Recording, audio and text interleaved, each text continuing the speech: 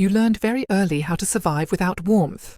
You learned how to stay quiet, how to not ask for too much, how to read the room instead of being seen in it. And now, years later, you keep asking yourself why relationships feel exhausting, why appreciation never lasts, why something inside you always feels slightly empty. In this video, you will understand how growing up with too little love silently shapes your adult behavior. You will see why certain patterns keep repeating in your relationships, your work, and your self-worth, and why none of this means that something is wrong with you. When a child grows up without consistent emotional safety, the mind adapts, not in dramatic ways, in quiet, invisible ones, and those adaptations often become the source of adult pain. The first problem appears in the way you relate to closeness. You crave connection, but when someone actually gets close, your body tightens. You become alert, careful, suspicious. As a child, closeness was unpredictable.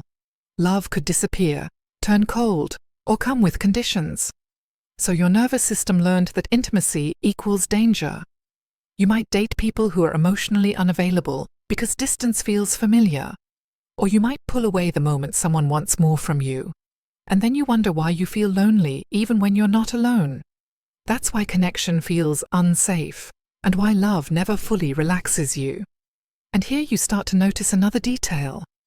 The second problem is how hard you work to be easy to love. You don't demand, you adapt, you over-understand. As a child, love wasn't given freely. It was earned by being quiet, helpful, mature, or invisible. So now you overgive in relationships. You listen more than you speak. You tolerate things that hurt you. You tell yourself, it's not that bad, while slowly disappearing inside. And the painful truth is this: people don't respect what costs you nothing to lose.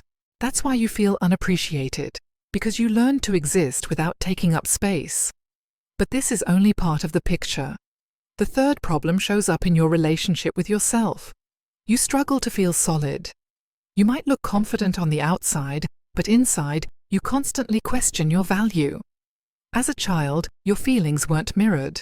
No one helped you understand that what you felt mattered. So now you doubt your own emotions. You ask others for reassurance. You compare yourself silently. A compliment feels good, but only for a moment. Then the emptiness returns. That's why self-worth feels unstable, because it was never anchored early on. The situation becomes more complicated when this turns into the fourth problem: emotional self-neglect. You are highly sensitive to others, but strangely disconnected from yourself. You ignore exhaustion. You minimize sadness. You keep going even when something inside is breaking. As a child, your needs didn't lead to comfort. They led to disappointment or nothing at all. So you learned not to have them. Now you push yourself past limits and call it strength. And later, you wonder why burnout, numbness, or sudden emotional crashes appear out of nowhere. That's because your body remembers what you were taught to ignore. And then there is another pattern you may recognize. You are extremely sensitive to rejection, even subtle forms of it. A delayed message, a different tone, a small change in behavior.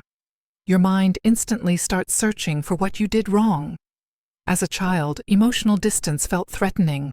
Love could vanish without explanation. So now your nervous system scans constantly for signs of abandonment. And even when nothing is actually wrong, you feel replaceable. That's why peace in relationships feels fragile, because your safety was never guaranteed. At this point, you might think these are personality flaws. They are not. They are adaptations. And in the second part, you will see the remaining patterns, including why you attract emotionally confusing people, why anger feels dangerous, and why rest can feel undeserved. More importantly, you will understand what shifts when you finally stop trying to earn the love you should have received freely. When you're ready, say, continue. Another problem begins to surface when you look at the people you attract. You often find yourself drawn to partners who are inconsistent, distant, or emotionally confusing. They give just enough attention to keep you hoping, but never enough to feel secure. As a child, love came in fragments. Small moments of warmth followed by long stretches of emotional absence. So your system learned to chase connection instead of resting in it. Now, calm and available people may feel boring or unreal, while emotional unpredictability feels familiar. That's why relationships keep feeling intense but unsatisfying, because stability was never your reference point. And here the pattern deepens. Another problem is how uncomfortable anger feels to you. Not other people's anger, your own. When something hurts you, your first reaction is to explain, justify, or forgive too quickly. As a child, expressing anger may have led to withdrawal, punishment, or emotional distance.